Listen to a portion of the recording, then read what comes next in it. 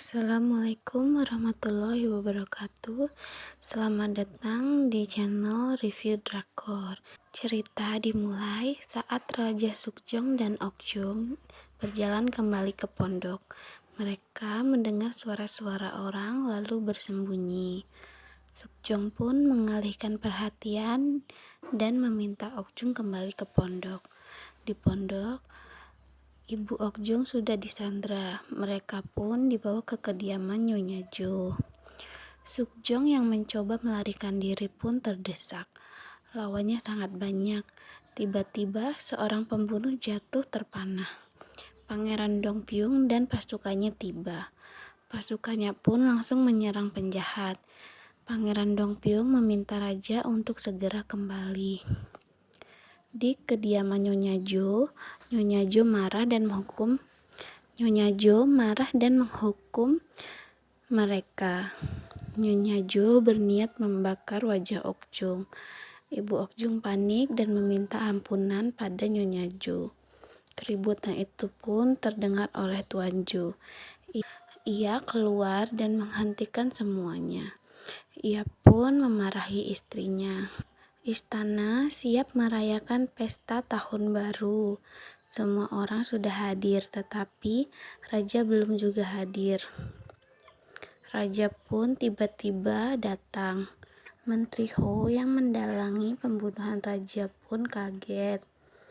Acara berjalan dengan lancar. Okjung dan ibunya dikurung di gudang. Okjung mengingat perkataan Sukjong kalau ia bisa mencarinya di istana. Lalu, ia ingat tawaran Tuan Jo untuk masuk ke istana sebagai dayang. Okjung pun menemui Tuan Jo. Okjung mengatakan, kalau Tuan masih membutuhkan saya, tolong kirim saya ke istana. Dengan gantinya, Tuan Jo harus membebaskan ibunya dari perbudakan. Paman Okjung mendatangi Tuan Jo dan meminta Okjung. Tuan Jo berkata kalau ia sudah terlambat. Okjung sudah berangkat ke istana. Jang Hyun pun marah dan bergegas keluar untuk mengejar Okjung. Di perjalanan, ia melihat raja yang akan pergi berdoa. Ia ingat kalau raja adalah orang yang berbicara dengan Okjung beberapa saat lalu. Sang paman pun bertemu Okjung di gerbang istana. Pengawal Jang Hyun akan menghentikan Okjung, lalu paman itu bilang, biarkan ia ke istana. Okjung dibawa ke Ibu Suri Jo. Ibu Suri bertanya apa yang paling dalam di dunia ini.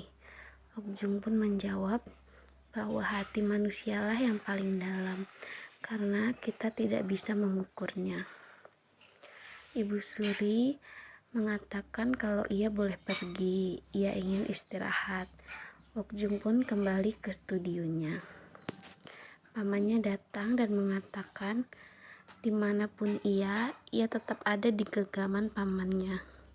Paman Okjung membawa kakaknya kembali. Mereka pun bertemu dan langsung berpelukan. Ibu Ratu masuk ke kamar Ratu In-gyong. Ia membawa make up dan langsung mendandani In-gyong, lalu mengajaknya berjalan-jalan.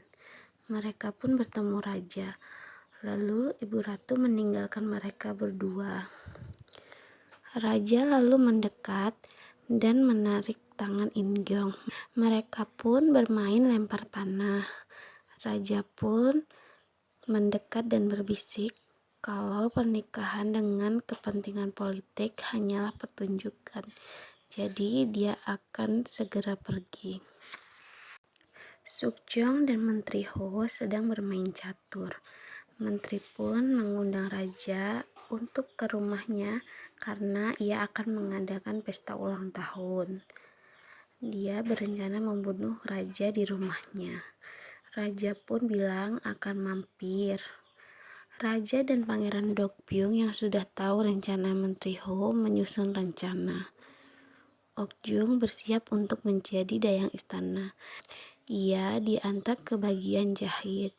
Okjung pun berkenalan dengan Siyong. Okjung dibawa ke studio jahit. Semua orang sibuk membuat pola dan menjahit. Tiba-tiba mereka panik. Dayang Chun datang. Semua sibuk merapihkan diri. Okjung pun memperkenalkan diri. Di sana ada Jakyung. Ia adalah teman Okjung saat masih remaja. Okjung yang akan mencuci bertemu Ibu Ratu. Ratu merasa terganggu melihat Okjung dan berkata bahwa ia harus jauh-jauh dari raja. Dayang lain tidak suka dengan Okjung, mereka mengganggunya. Okjung menahannya dan tetap melanjutkan pekerjaannya. Raja tiba di kediaman Menteri Ho. Ia pun duduk setelah berbincang. Paman Okjung terlihat mengintip di pintu lalu membungkuk pada Pangeran Dongpyong. Paman Okjung sebenarnya memutuskan untuk memihak raja. Ia pun memberitahu pangeran rencana Menteri Ho. Mereka ingin membunuh raja dengan menggunakan penari pedang. Salah seorang penari melompat ke arah raja dengan pedang mengarah ke jantungnya. Raja pun melihat ke arah penari tersebut tanpa berkedip.